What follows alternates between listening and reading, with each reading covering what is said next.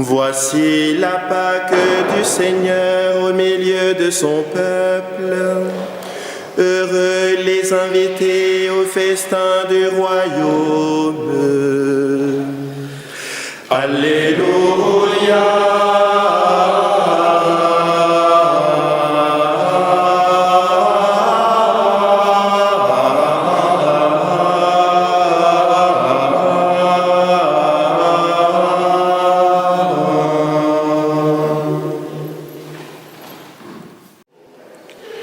Car beaucoup sont appelés, mais peu sont élus.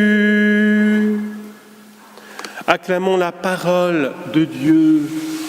Louange à toi, Seigneur Jésus.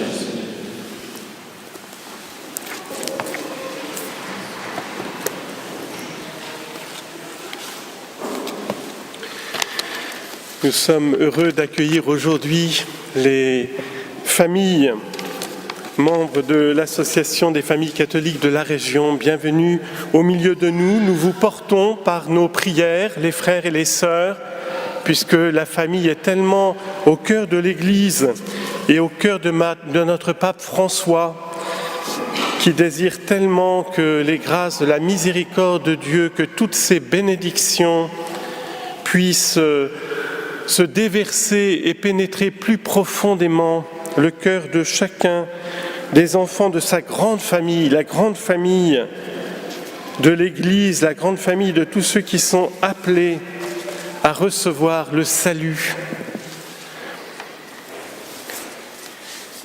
Frères et sœurs, cette première lecture du prophète Isaïe, elle est tellement forte et tellement puissante. Comme dans l'Évangile, il s'agit d'abord d'un festin incroyable que le Seigneur a préparé pour nous. Et c'est peut-être la chose la plus essentielle à rappeler au début de cette homélie. C'est le fait que notre Dieu, qui est la plénitude infinie de la bonté, de la miséricorde, de la lumière et de l'amour, et qui nous a créés pour partager cette plénitude, eh bien, dans la Sainte Écriture, un des symboles, une des images de ce bonheur ineffable, de ce bonheur qui dépasse toute description et toute compréhension possible. Nous savons seulement que tous nos désirs les plus grands, les plus vrais, les plus profonds que Dieu a mis dans notre cœur seront non seulement comblés, mais infiniment dépassés dans la joie, dans la paix, dans l'exultation. Oui, le Seigneur nous invite à un bonheur extraordinaire, et ce bonheur du ciel, ce bonheur de la gloire, eh bien, il commence déjà sur la terre par la vie de la grâce, la vie de foi, d'espérance et de charité à la suite du Christ qui est notre modèle et que nous devons imiter grâce au don de l'Esprit Saint. La petite Sainte Thérèse de l'Enfant Jésus que nous fêtions au début de ce mois, elle disait à la fin de sa vie qu'elle ne voyait pas comment elle pouvait être plus heureuse au ciel. Comment est-ce possible ? Parce qu'elle avait compris que sur la terre comme au ciel, ce qu'il y a d'essentiel, c'est la charité, c'est de se laisser aimer et d'aimer à la suite du Christ et d'être victorieux avec son amour qui est victorieux du péché et de toutes ses conséquences. Ce que le prophète Isaïe exprime d'une manière si forte: il enlèvera le voile de deuil qui enveloppait tous les peuples et le linceul qui couvrait toutes les nations. Il détruira la mort pour toujours. Le Seigneur essuiera les larmes sur tous les visages. C'est cette grande vérité de la foi dont l'apôtre Paul est un prédicateur si zélé dans la première aux Corinthiens, alors s'accomplira la parole qui est écrite, la mort a été engloutie dans la victoire. Où est-elle, ô mort, ta victoire? Où est-il, ô mort, ton aiguillon? Frères et sœurs, cette victoire du Christ, nous devons l'accueillir, nous devons nous l'approprier par la foi. Multiplier nos actes de foi en Jésus. Le matin, dès que nous nous levons, et nous avons ce geste si simple du signe de la croix. On est entré dans cette église, les petits-enfants et leurs parents. On a plongé notre main dans cette eau qui nous rappelle l'eau baptismale de notre régénération, qui a fait de nous des enfants de Dieu. Et nous nous sommes signés, nous avons invoqué la Sainte Trinité, le Père, le Fils et le Saint-Esprit, nous rappelant cet amour incroyable que Jésus nous porte. Nous lui appartenons, nous sommes à lui. Et nous avons besoin de nous le rappeler sans cesse dans la foi. Nous appartenons au Christ. Nous sommes ses enfants, nous sommes ses membres.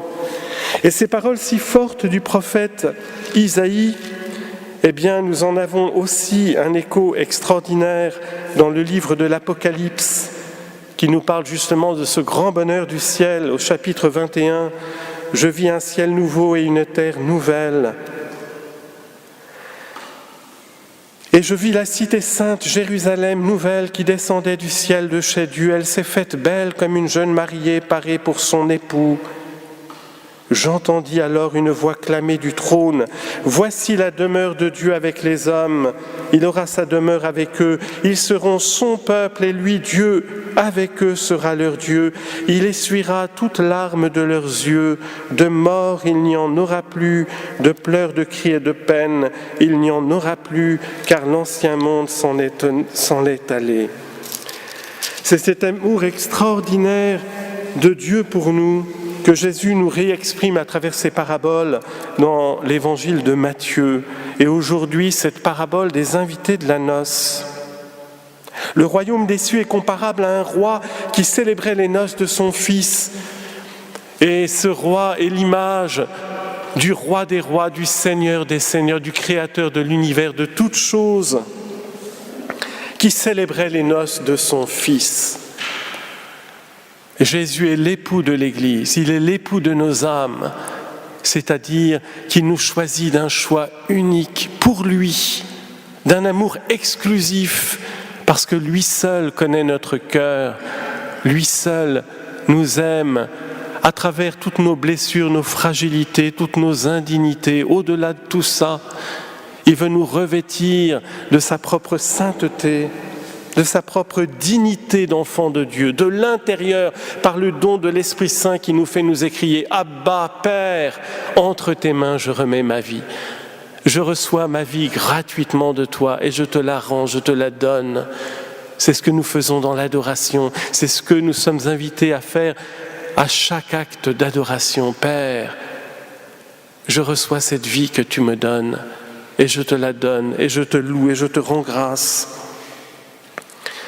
Le drame dans cette parabole que décrit Jésus, c'est que les invités de la noce n'ont pas voulu venir. Qu'est-ce que ça signifie ? Comme disait saint François d'Assise, d'une manière tellement poignante, l'amour n'est pas aimé. Parfois, quand je suis en voiture et que je descends vers Roanne, que je vois tous ces gens qui circulent en voiture, je me dis, mais quelle est leur finalité ? Pourquoi ils vivent ? Tous nous avons été créés par Dieu pour le bonheur du ciel qui commence sur la terre, dans la vie de la grâce, la vie de prière, l'imitation de Jésus. Et combien de nos contemporains ont compris que c'était ça l'essentiel ? Non, ils sont agités et dispersés, ils ont 1000 prétextes d'éviter de rencontrer leur Seigneur, leur Créateur et Sauveur. Et même nous, famille chrétienne, combien c'est difficile d'être fidèle à ce temps de prière familiale chaque jour. Combien c'est difficile d'être fidèle à l'appel à la prière personnelle.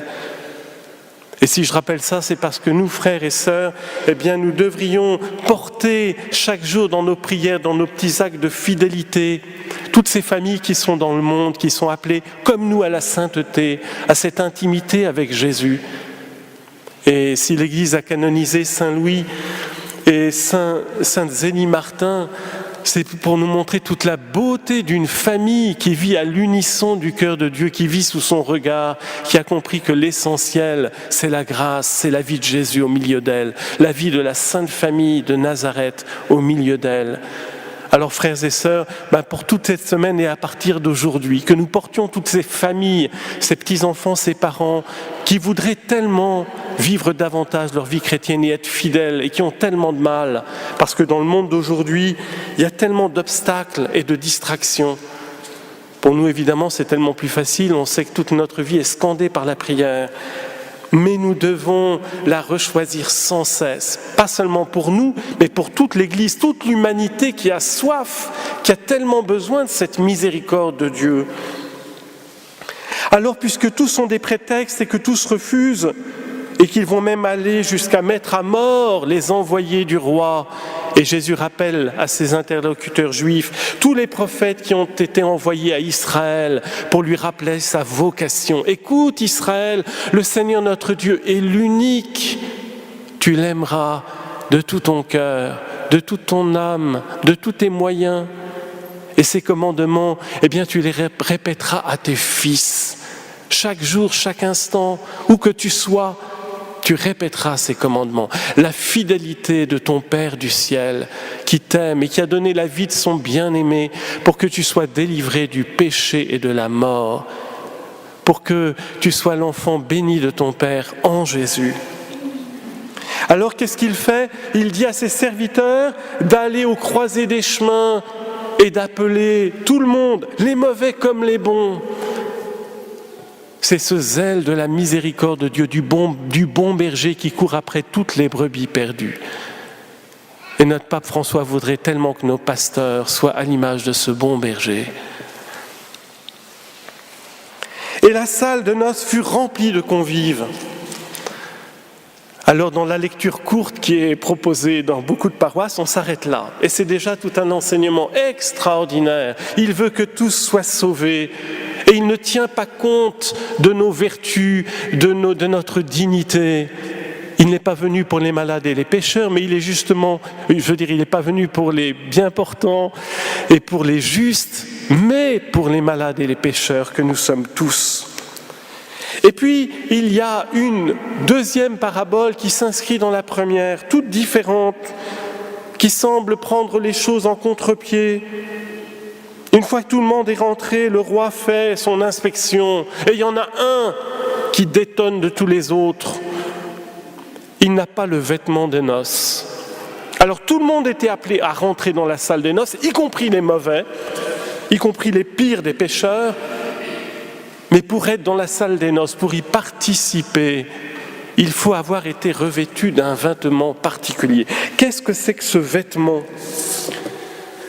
Ça m'a frappé de voir qu'il y a une seule occurrence de ce mot « vêtement » dans le grec, dans les prophètes. C'est Isaïe 63, qui est un passage tellement puissant. « Quel est donc celui-ci qui vient d'Édom, de Bosra, en habits éclatants, magnifiquement drapé dans son manteau, s'avançant dans la plénitude de sa force ? C'est moi qui parle avec justice, qui suis puissant pour sauver. Pourquoi ce rouge à ton manteau ? Pourquoi es-tu vêtu comme celui qui foule au pressoir ?» Le mystère de la croix de Jésus, il a revêtu notre humanité. Il a payé pour nous la dette du péché et il est venu nous donner la victoire. Et bien sûr, cette notion de vêtement, elle nous renvoie au livre de l'Apocalypse, où au ciel, Jean est tout étonné de voir toutes ces foules de toutes races, nations, peuples et langues devant le trône, debout devant l'agneau, vêtus de robes blanches et des palmes à la main. Et il est interrogé, il ne sait pas répondre. Alors un des vieillards lui dit : « Qui sont-ils ? Ce sont ceux qui viennent de la grande épreuve. Ils ont lavé leurs robes et les ont blanchies dans le sang de l'agneau. » Oui, frères et sœurs, nous sommes invités par l'Esprit Saint, par notre grâce baptismale, à nous mettre en route avec le Christ dans ce combat de la foi, ce combat contre toutes les tentations, contre l'amour et la miséricorde qui ne cessent de nous assaillir chaque instant. Et on sait combien dans la vie commune des frères, peut-être beaucoup moins, mais dans une vie familiale, combien souvent on est sollicité, on l'est sans cesse, jour et nuit, quand les bébés se réveillent la nuit. Et bien que tout soit fait pour l'amour de Jésus. Je me souviens du Père Jean-Pierre Marie qui prêchait sur cet amour que Jésus demande et pour lequel il demande de tout quitter, son père, sa mère, tout ce qui nous est le plus proche et le plus connaturel. Et en prêchant aux familles, il disait, eh bien à chaque fois qu'il y a le besoin de l'un de vos petits-enfants, et que vous vous levez et vous y répondez, non plus en grognant, parce que c'est vrai, souvent la tentation, c'est de grogner, Et à ce moment-là, de se tourner vers Jésus et de dire, mais je le fais pour Jésus. Tout ce que je fais pour mon épouse, tout ce que je fais pour mon époux et pour mes enfants, c'est pour Jésus. Et ça change tout et ça transforme tout. Parce que Jésus nous aime tellement, il nous porte chacun d'entre nous. Alors accueillons-le dans cette Eucharistie, laissons-nous revêtir de nouveau de cette robe nuptiale de notre baptême. Je pensais aussi à la robe du Fils prodigue. Lorsqu'il revient vers son Père, c'est la grande image de la conversion, de la repentance. La réaction de son Père, c'est « Allez chercher la belle robe, mettez-lui un anneau au doigt » et c'est une fête extraordinaire. Alors j'en profite tout de suite pour dire, pour ne pas oublier, après la messe, il y aura plusieurs prêtres qui seront à votre disposition à l'accueil pour les confessions, pour tous ceux qui voudront refaire cette expérience de recevoir de nouveau cette robe baptismale, cette robe nuptiale, et que cela ne nous empêche pas, nous avons déjà demandé pardon à Jésus au début de cette messe, de l'accueillir avec tout l'émerveillement des petits-enfants dans cette Eucharistie, parce qu'il nous aime tellement. Il nous a tout donné en Jésus. Accueillons-le, laissons-nous porter, transformer par lui à travers cette Eucharistie. Amen.